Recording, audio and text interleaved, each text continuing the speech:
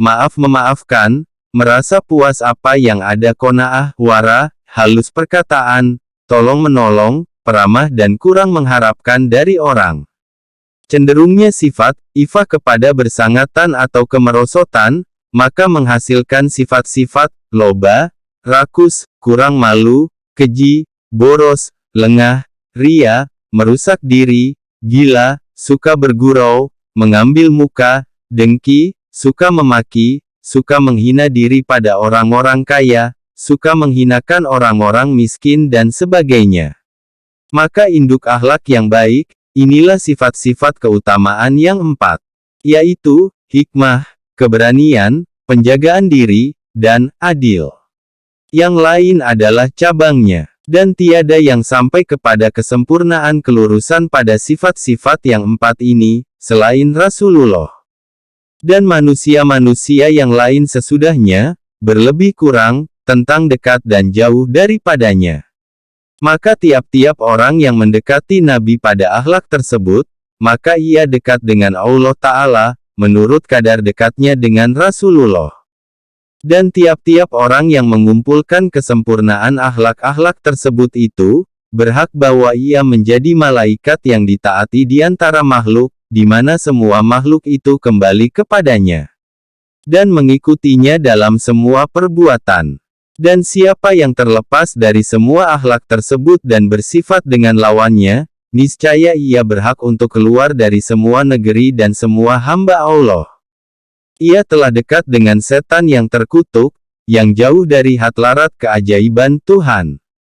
Maka seyogyanya ia dijauhkan. Sebagaimana yang pertama di atas dekat dengan malaikat yang dekat dengan hatlarat keajaiban Tuhan, maka seyogyanya orang pertama tadi diikuti dan didekati.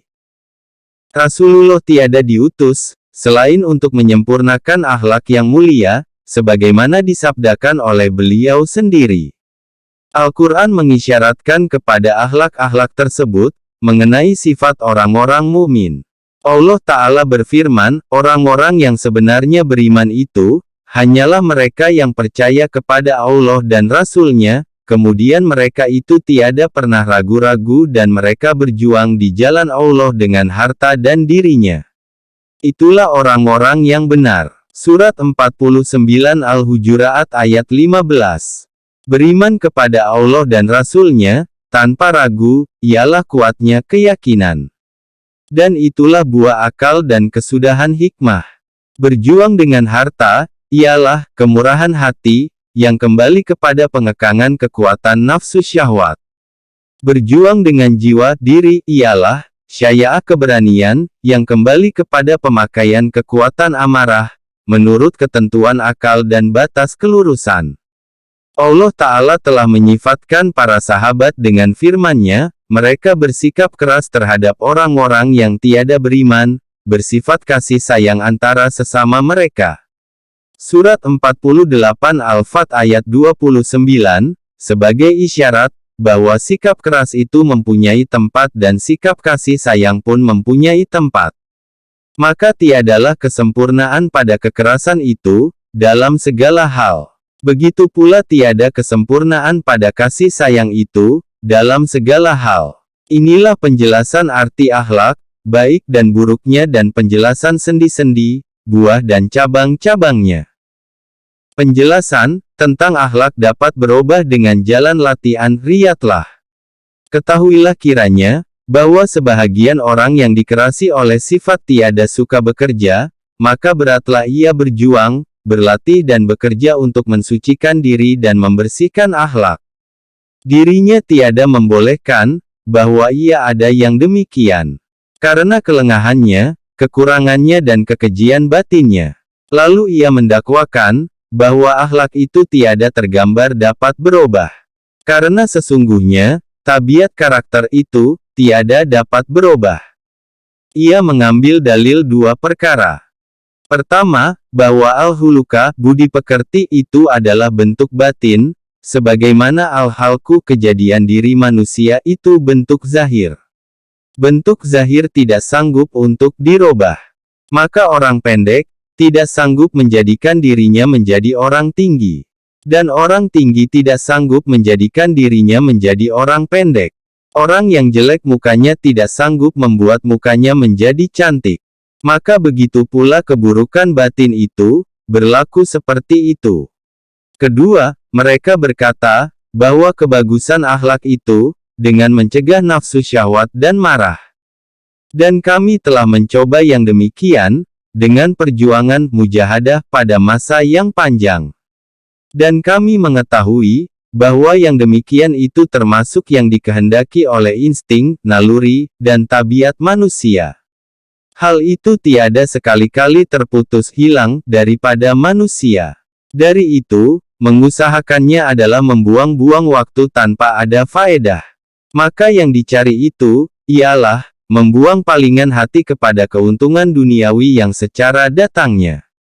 Dan itu mustahil dapat terwujud. Maka kami menjawab, bahwa kalau benar akhlak itu tidak dapat berubah, maka sia-sialah nasihat, pelajaran dan pendidikan. Dan sesungguhnya tidaklah Nabi bersabda, baguskanlah akhlakmu. Bagaimana ini dibantah terhadap diri manusia, sedang merubah budi pekerti binatang pun mungkin. Karena binatang buas dapat dipindahkan dari liar kepada jinak. Anjing dari sifat kerakusan kepada makan, dapat dipindahkan kepada terdidik, dapat menahan diri dan bersunyi-sunyi sendirian. Dan kuda dari sifat suka melawan, kepada sifat lembut dan tunduk. Semua itu adalah perubahan akhlak namanya. Kata-kata yang menyingkapkan tutupnya yang demikian, ialah dengan keterangan kami ini. Yaitu, segala yang ada di alam semesta ini terbagi kepada, yang tidak masuk dalam urusan dan usaha manusia, pada pokoknya dan perinciannya, seperti, langit dan bintang-bintang. Bahkan juga anggota tubuh manusia itu sendiri, dalam dan luar dan bahagian binatang-binatang yang lain. Pendek kata, semua yang sudah berhasil sempurna, yang telah selesai wujud dan kesempurnaannya. Dan terbagi pula kepada, yang didapati wujudnya dengan kekurangan dan dijadikan padanya kekuatan untuk menerima kesempurnaan, sesudah diperoleh syaratnya. Dan syaratnya itu kadang-kadang terikat dengan usaha hamba. Umpamanya, biji tumbuh-tumbuhan, bukanlah dia itu buah jambu dan bukan batang kurma. Kecuali ia telah dijadikan sebagai suatu makhluk, yang mungkin menjadi sebatang kurma, apabila ditambahkan pemeliharaan kepadanya. Dan tiada sekali-kali akan menjadi buah jambu. Dan tidak akan menjadi demikian, dengan pemeliharaan sekalipun. Apabila biji tumbuh-tumbuhan itu membekas dengan usaha manusia, sehingga menerima sebahagian keadaan yang baru, dan tidak menerima sebahagian keadaan yang lain, maka seperti demikian pula sifat marah dan nafsu syahwat, kalau kita mau mencegah dan memaksakannya secara keseluruhan. Sehingga tiada tinggal sekali-kali bekasnya, yang tidak kita kuasai. Kalau kita mau melembutkan dan menuntun sifat marah dan nafsu syahwat dengan latihan dan mujahadah perjuangan, niscaya kita sanggup yang demikian. Dan memang kita disuruh dengan yang demikian. Dan menjadi sebab kelepasan kita dan sampainya kita kepada Allah Ta'ala. Benar, sifat manusia itu bermacam-macam. Sebahagian segera menerima perubahan dan sebahagian lagi lambat menerima perubahan. Perbedaan itu mempunyai dua sebab.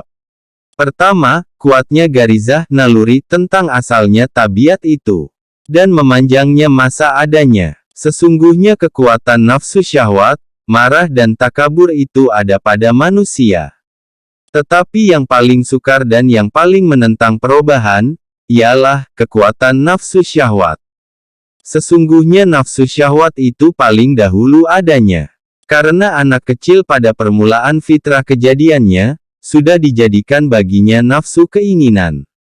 Kemudian, sesudah 7 tahun, kadang-kadang sudah dijadikan sifat amarah. Dan sesudah itu, dijadikan kekuatan, membedakan tamyiz. Sebab kedua, akhlak itu kadang-kadang menjadi kuat, disebabkan banyak berbuat menurut yang dikehendaki oleh akhlak itu, mematuhinya dan yakin dengan baiknya dan disukai orang. Maka manusia dalam hal tersebut, terdiri atas 4 tingkat. Tingkat pertama, yaitu manusia yang lalai, yang tidak dapat membedakan di antara yang benar dan yang salah, di antara yang bagus dan yang buruk. Bahkan, ia tetap seperti kejadian pada fitrahnya, kosong dari semua keyakinan akidah. Nafsu keinginannya pun tiada sempurna, dengan mengikuti kelezatan hidup. Manusia yang seperti ini lekas sekali menerima pengobatan. Ia tidak memerlukan, selain kepada guru dan penunjuk mursyid, dan kepada penggerak dari dirinya yang membawanya kepada mujahadah bersungguh-sungguh. Maka akan bagus akhlaknya dalam waktu singkat.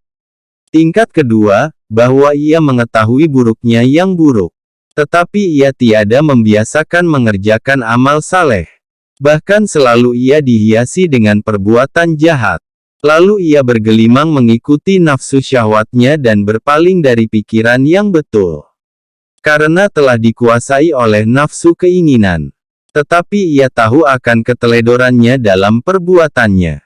Maka keadaan orang ini lebih sukar dari yang pertama tadi.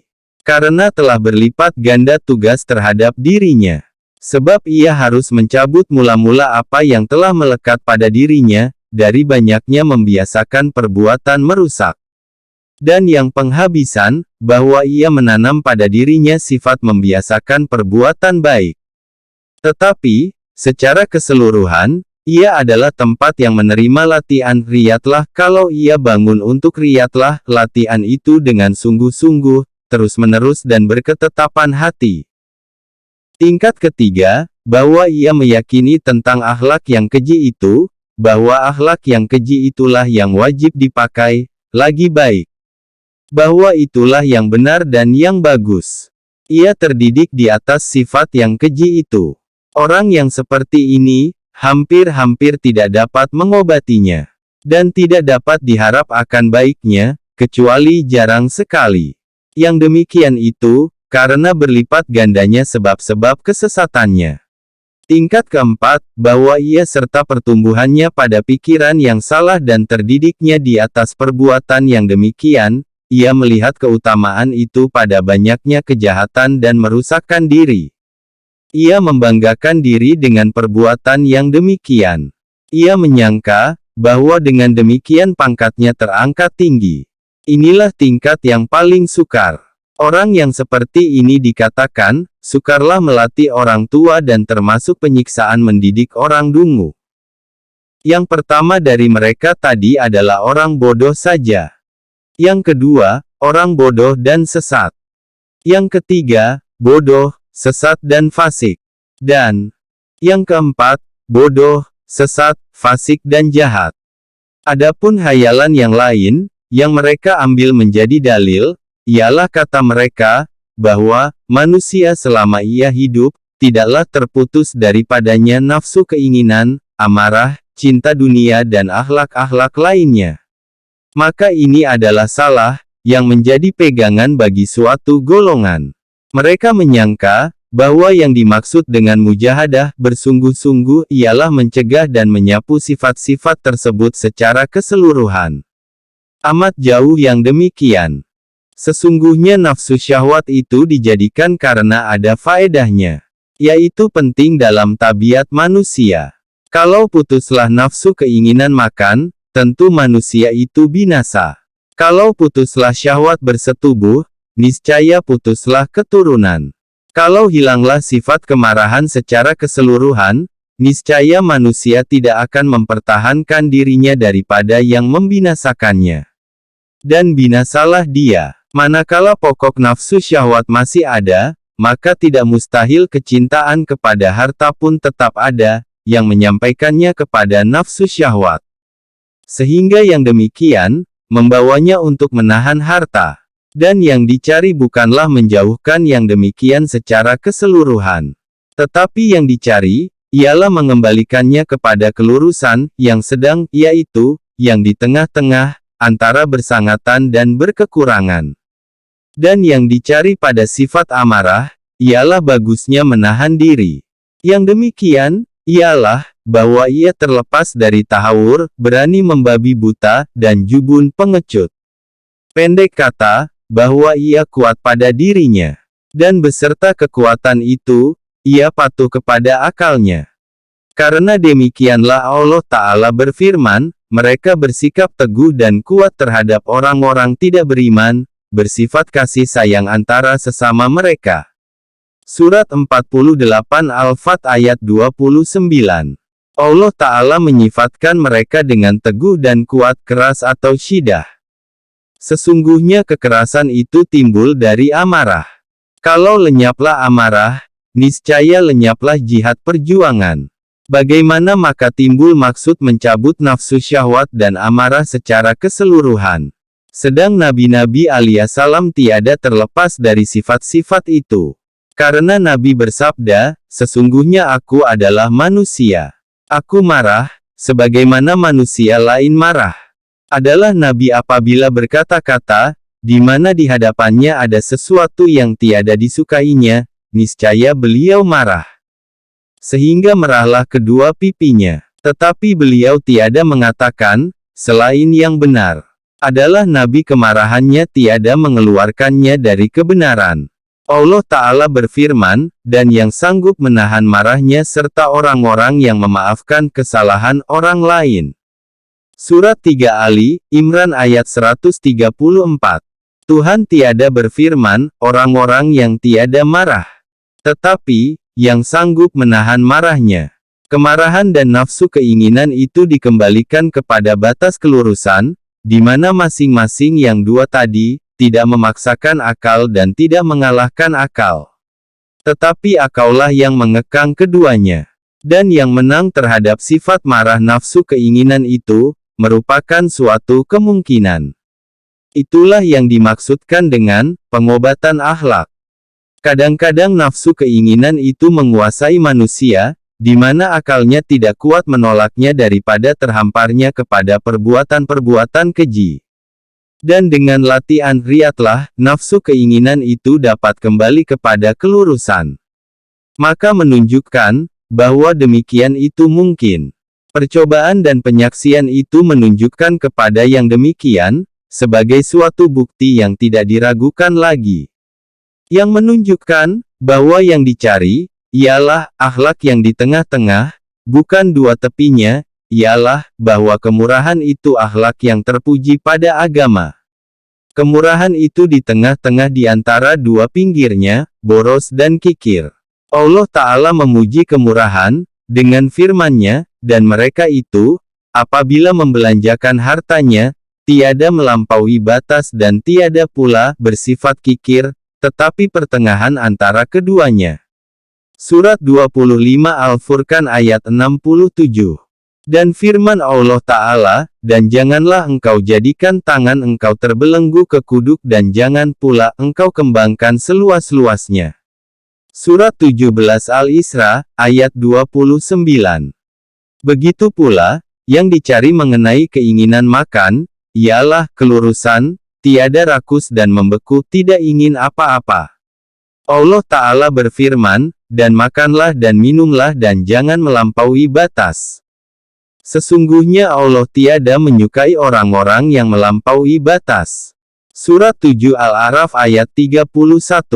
Mengenai marah, Allah Ta'ala berfirman, mereka bersikap teguh dan kuat terhadap orang-orang yang tiada beriman, bersifat kasih sayang antara sesama mereka. Surat 48 Al-Fat ayat 29.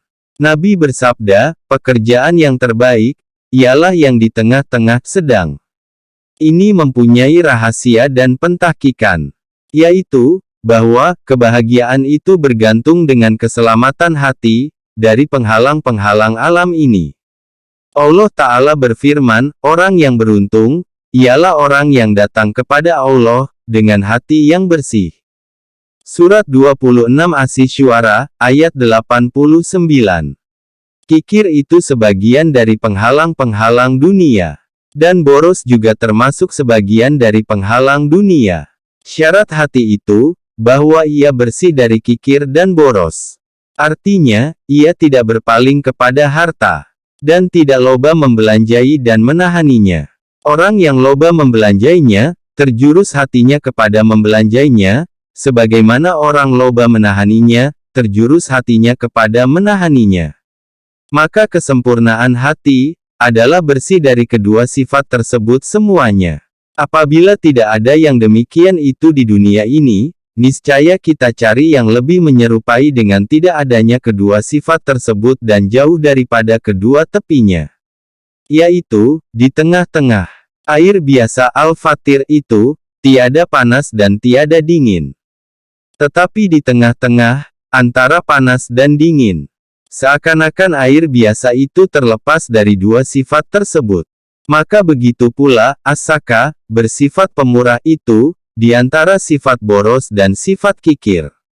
Sifat Syai'ah pemberani, di antara jubun tidak percaya diri, pengecut dan tasawur, memahami. Dan sifat Ifah menahan, di antara rakus dan beku tidak bernafsu apa-apa. Begitu pula sifat akhlak yang lain. Masing-masing dari kedua tepi pekerjaan itu tercela. Inilah yang dicari. Dan itu mungkin.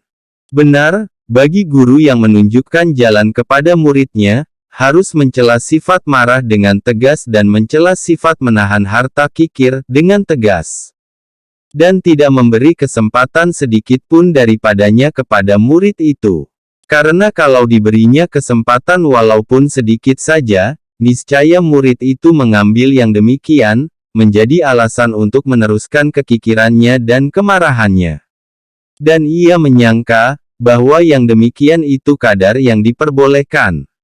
Apabila dimaksudkan memotong pokoknya dan dengan bersangatan yang demikian dan tidak mudah baginya, kecuali dengan memecahkan tempatnya, di mana akan kembali kepada kelurusan, maka yang benar, ialah dimaksudkan mencabut pokok itu. Sehingga mudahlah baginya batas yang dimaksud. Rahasia ini tiada terbuka bagi murid dan menjadi tempat tertipunya orang-orang dungu. Karena ia menyangka sendiri, bahwa marahnya itu benar dan menahan harta itu benar. Penjelasan, sebab yang dapat tercapai kebagusan akhlak. Secara keseluruhan Anda telah mengetahui, bahwa bagusnya akhlak itu kembali kepada kelurusan kuatnya akal dan sempurnanya hikmah dan kepada kelurusan kuatnya amarah dan nafsu keinginan. Dan adanya sifat-sifat itu patuh kepada akal dan juga kepada agama. Kelurusan ini berhasil dengan dua jalan. Pertama, dengan kurnia ilahi dan sempurnanya fitrah kejadian, di mana manusia itu dijadikan dan dilahirkan dengan akal yang sempurna, akhlak yang baik, yang mencukupkan kekuasaan nafsu syahwat dan amarah. Bahkan nafsu syahwat dan amarah itu dijadikan lurus, patuh kepada akal dan agama. Lalu jadilah manusia tersebut berilmu alim tanpa belajar, terdidik tanpa pendidikan, seperti Isa anak Maryam dan Yahya anak Zakaria alaihissalam. Dan begitu pula nabi-nabi yang lain. Kiranya rahmat Allah kepada mereka itu semuanya. Dan tidak jauh dari kebenaran, bahwa ia berada pada tabiat dan fitrah kejadian itu, kadang-kadang ia capai dengan usaha. Banyak anak kecil yang lahir dengan cara bicaranya yang benar, pemurah dan berani. Kadang-kadang dijadikan sebaliknya. Lalu sifat yang demikian, berhasil dengan dibiasakan dan bergaul dengan orang-orang yang berakhlak dengan akhlak-akhlak tersebut. Dan kadang-kadang yang demikian itu berhasil dengan belajar. Jalan kedua, akhlak tersebut diusahakan dengan mujahadah, perjuangan dan riatlah, latihan. Kami maksudkan, membawa diri kepada perbuatan-perbuatan yang dikehendaki oleh akhlak yang dimaksud. Siapa umpamanya yang bermaksud supaya dirinya memperoleh akhlak kemurahan, maka jalannya, ialah, memberatkan diri melakukan perbuatan orang yang pemurah.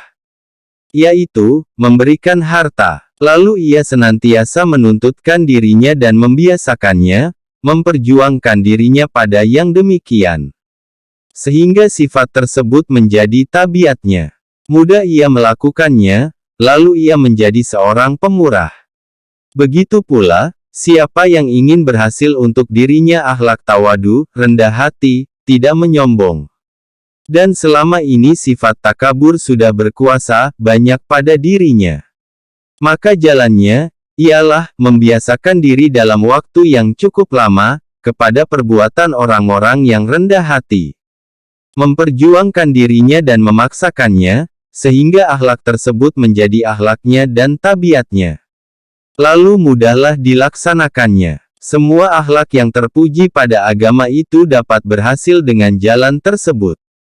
Tujuannya, ialah, bahwa perbuatan yang timbul daripadanya itu menjadi enak. Orang yang pemurah, ialah orang yang merasa enak memberikan harta yang diberikannya, tanpa ada perasaan paksaan. Orang yang rendah hati, ialah, orang yang merasa enak dengan sifat rendah hati tawadu. Akhlak keagamaan pada diri seseorang, tidak akan melekat, selama tidak dibiasakan oleh diri semua adat kebiasaan yang baik. Dan selama tidak ditinggalkan semua perbuatan yang jelek. Dan selama tidak dibiasakan, sebagai yang dibiasakan oleh orang yang rindu kepada perbuatan-perbuatan yang baik. Ia merasa nikmat dengan perbuatan-perbuatan yang baik, benci kepada perbuatan-perbuatan yang keji dan merasa tidak enak dengan perbuatan-perbuatan tersebut, sebagaimana Nabi bersabda, dijadikan ketetapan mataku kesenanganku pada sembahyangnya.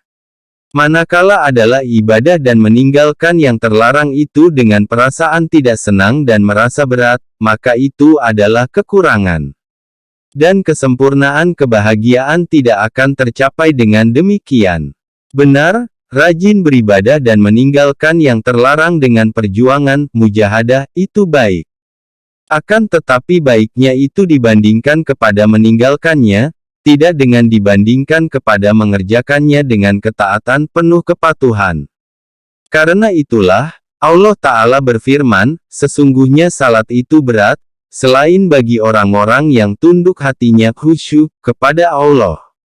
Surat 2 Al-Baqarah ayat 45. Nabi bersabda, sembahlah Allah, beribadahlah, dengan segala kerelaan hati.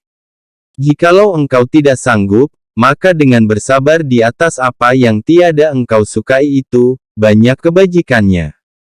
Kemudian, tiada mencukupi memperoleh kebahagiaan yang dijanjikan di atas bagusnya akhlak, oleh keenakan taat dan kebencian kepada perbuatan maksiat, pada suatu waktu dan tidak pada waktu yang lain. Tetapi seyogyanya ada yang demikian itu berkekalan dan dalam jumlah umur. Manakala umur itu lebih panjang, maka perbuatan utama itu lebih meresap dan lebih sempurna. Karena itulah, ketika Nabi ditanyakan tentang kebahagiaan, lalu beliau menjawab, panjang umur dalam mentaati Allah Ta'ala. Karena itulah, nabi-nabi dan wali-wali tidak suka mati. Karena dunia itu tempat bercocok tanam, mazra'ah, bagi akhirat. Dan manakala adalah ibadah itu bertambah banyak dengan panjang umur, niscaya pahalanya adalah lebih banyak, jiwa lebih bersih dan suci. Dan akhlak lebih kuat dan lebih meresap. Sesungguhnya yang dimaksudkan dari ibadah itu, ialah membekasnya pada hati.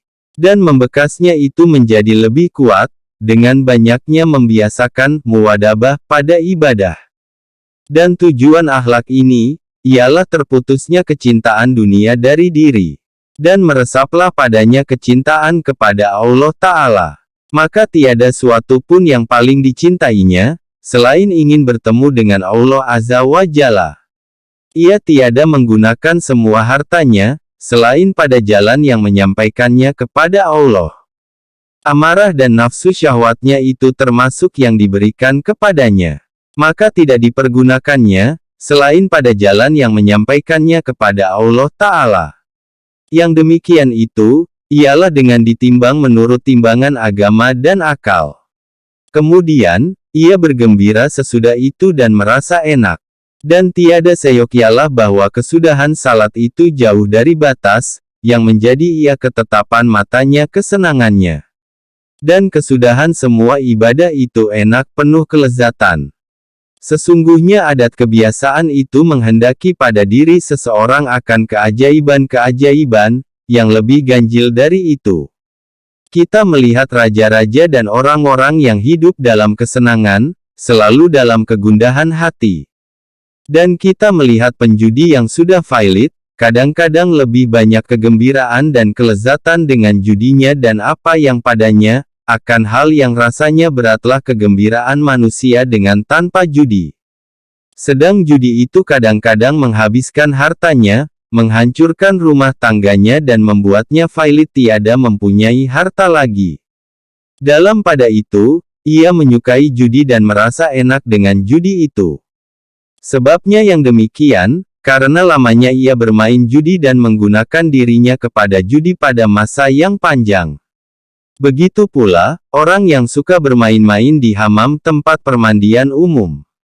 Kadang-kadang ia berdiri sepanjang hari pada panas matahari, berdiri dengan kedua kakinya dan ia tiada merasa sakit. Karena gembiranya melihat burung, gerak-gerik burung, terbangnya dan meninggi terbangnya di udara tinggi. Bahkan kita melihat orang fasik yang suka mengambil harta orang, yang merasa bangga dengan pukulan dan potong tangan yang diperolehnya. Dan sabar dengan cambuk dan dibawa ke tiang gantungan.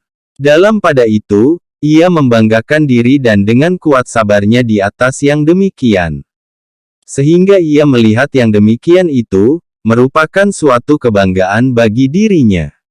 Dan salah seorang dari mereka dipotong berpotong-potong, supaya ia mengaku dengan apa yang dilakukannya atau dilakukan oleh orang lain.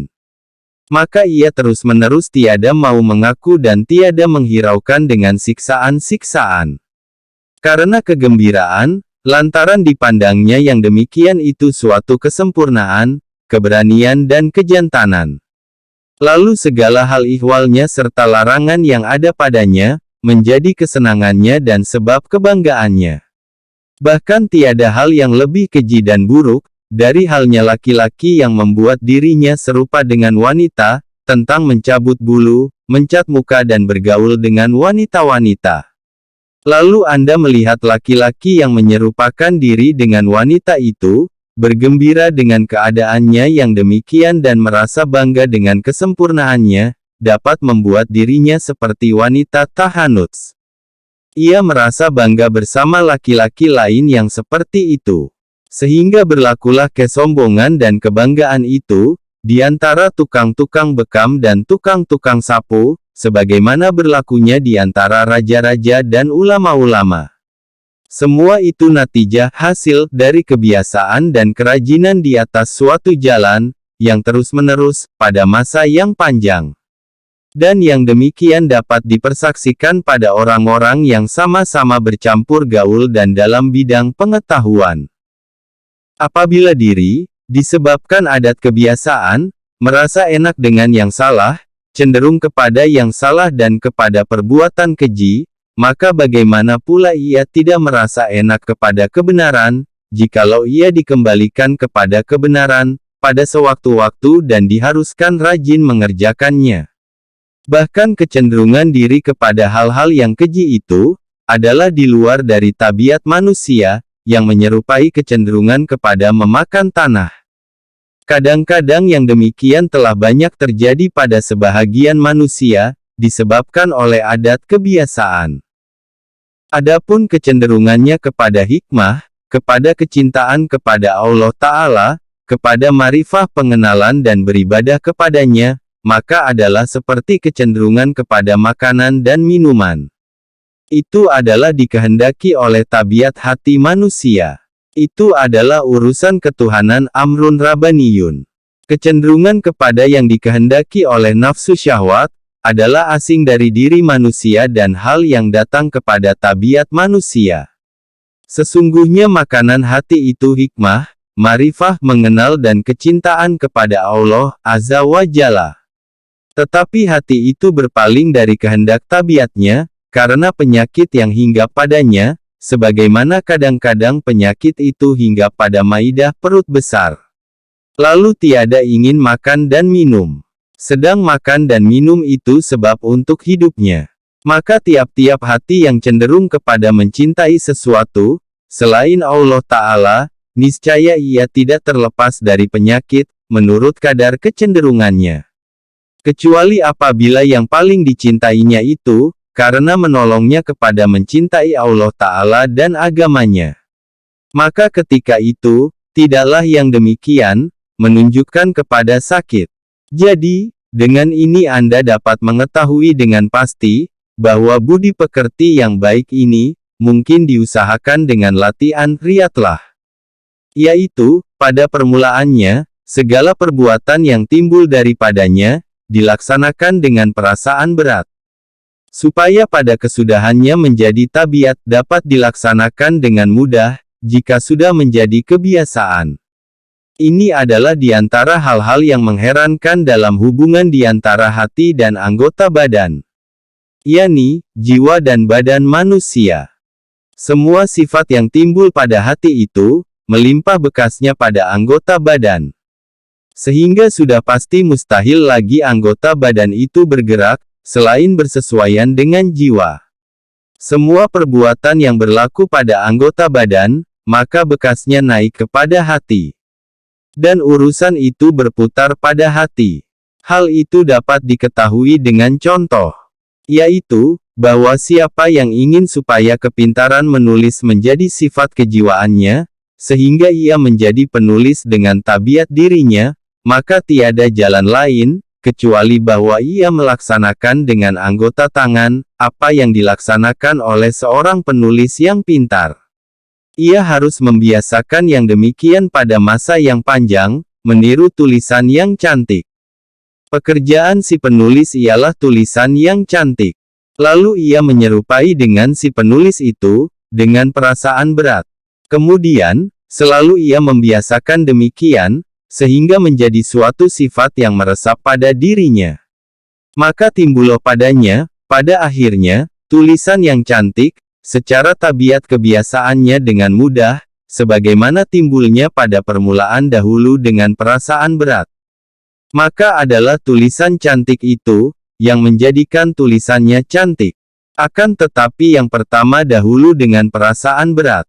Kecuali bekasnya naik, kepada hati. Kemudian, menurun dari hati kepada anggota badan. Lalu ia menulis tulisan cantik dengan tabiat dirinya yang mudah. Begitu pula orang yang ingin menjadi ahli fikih dengan jiwanya. Maka tiada jalan, selain berbuat seperti perbuatan para ahli fikih. Yaitu, mengulang-ulangi fikih, sehingga terlipat sifat fikih pada hatinya. Lalu ia menjadi ahli fikih dengan jiwanya, tidak sekedar ahli begitu saja. Begitu pula siapa yang ingin menjadi seorang pemurah, terpelihara jiwa, penyantun dan rendah hati. Ia harus berbuat perbuatan orang-orang tersebut tadi, dengan perasaan berat pada mulanya. Sehingga yang demikian menjadi tabiatnya, sifatnya sehari-hari. Maka tiada obat bagi yang demikian, selain yang tersebut di atas. Sebagaimana penuntut ilmu fikih, sehingga berjiwa fikihun nafsi tiada berputus asa untuk mencapai kedudukan tersebut dengan mengosongkan satu malam dan tiada akan mencapainya dengan mengulang-ulangi satu malam saja. Maka begitu pula penuntut kebersihan jiwa, kesempurnaan dan penghiasan jiwa dengan perbuatan yang baik, tidak akan diperolehnya dengan ibadah satu hari. Dan ia tiada akan haram dari perbuatan yang baik itu, dengan perbuatan kemaksiatan satu hari.